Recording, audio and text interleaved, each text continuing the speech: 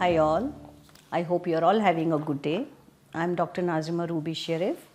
I am a practicing dermatologist at Radiant Skin Clinic in Bangalore, and I am speaking on behalf of DermaVidya platform and access to the world of dermatology.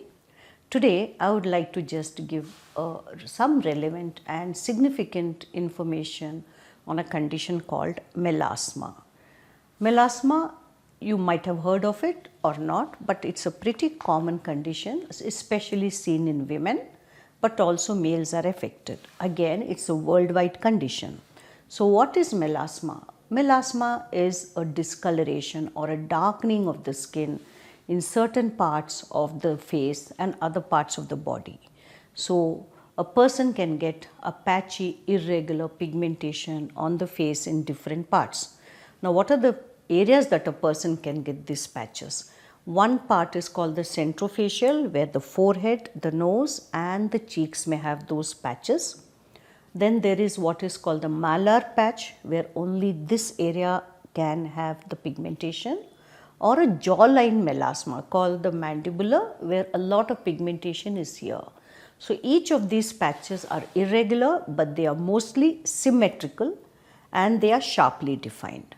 Sometimes the patches are also seen on the upper lip and rare cases on the neck, and even more rare cases on the chest and the forearm, but those are obviously very rare.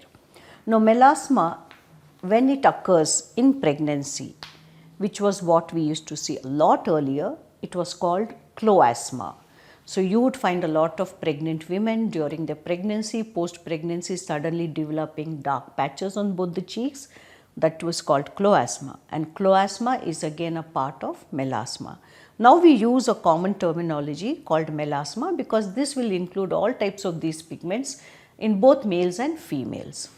Now what are the reasons why a person gets melasma? We can have theories why.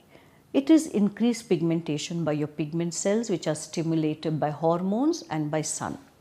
Now sun doesn't mean only sunlight, it can also mean other types of radiation. For example, the radiation that comes from your TV screen, the radiation from your laptop screen and your phone screen.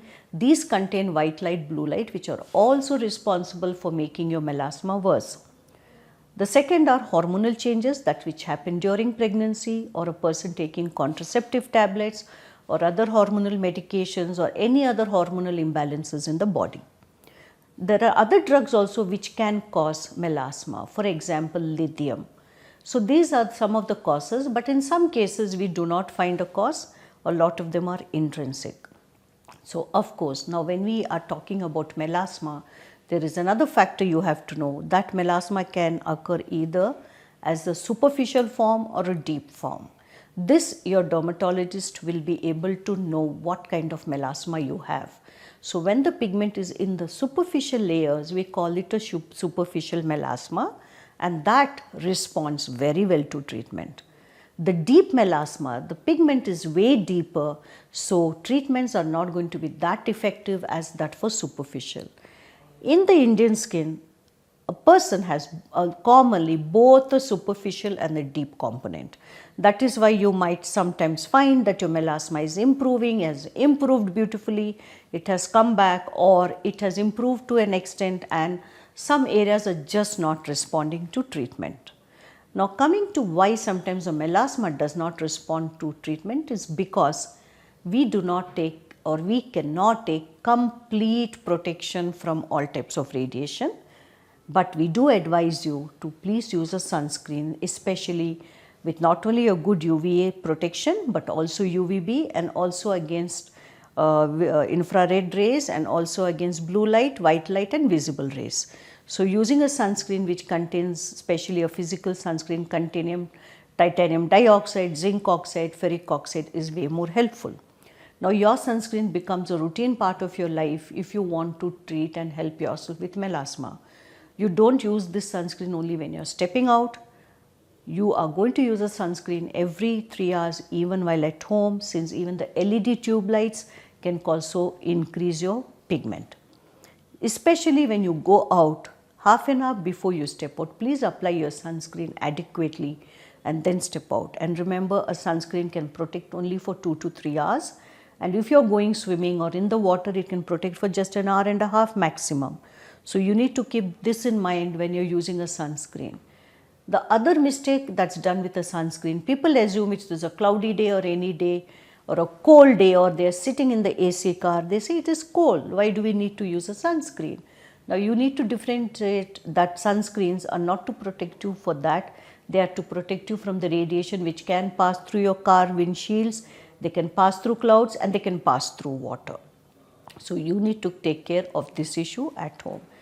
Also, what can you do by yourself? You can avoid cosmetics which may worsen the problem, and too many scrubs which can irritate and cause a post-inflammatory pigmentation. Here, your dermatologist will guide you what can be done. Now, how do we treat melasma? As I told you, since the factors are numerous, the factors are long lasting, these are factors which we can't get rid of, we need to be very patient to get a result for melasma. So to start with, topically, we use what are called whitening agents, for example, hydroquinone, 2 to 4% and up to 5%. This has to be customized to your type of skin. The duration is very important, which will be checked by your dermatologist for how long you can apply. We also use topical corticosteroids in the form of creams and lotions, and sometimes we also use retinol creams. Now there are certain medications available which have a combination of all hydroquinone, a steroid and a retinol. Which type of this combination, what strength of these medications to be used, how often, when, will be decided by your dermatologist. Your dermatologist will keep a very close eye looking for any side effects of these applications. So you need to consult your doctor before you start applying all this. You can also use other agents like azelaic acid, a topical vitamin C preparation, and you can also do mild exfoliation using microdermabrasion. We can do procedures like peels using AHA peels, retinol peels, vitamin C peels and TCA peels. So this kind of peel will be done in a clinic setup and by your dermatologist. Now let's talk about what can we give orally, a systemically treatment for you to help you more. Now yes, we do have an oral treatment that is called tranexamic acid. This was a molecule used by gynecologists and is used by gynecologists for various gynecological issues like excessive bleeding to help control that. But this same molecule is used by the dermatologist to control your melasma, but at a much lower dose than what is used by the gynecologist. So let your doctor help decide what is the dose of the treatment that you are going to take. And this new molecule has shown very promising results in cutting down melasma. More than the strength of the tablet, it is the duration of your treatment which matters. So combining all this, you should be able to get a pretty good control of your melasma. You need to remember we have what is called an induction phase of treatment, where we give specific treatment for 2 to 4 months and then we shift you to a maintenance treatment. So all these have to be done under the guidance of your dermatologist. To end it all, I welcome you to see this video and many such videos on DermaVidya platform, and I again encourage you to please go visit your dermatologist before you self-medicate and before you apply any sort of treatments on your face or before you do any procedures like peels for melasma. Thank you very much. For more such videos, visit or log into dermavidya.com.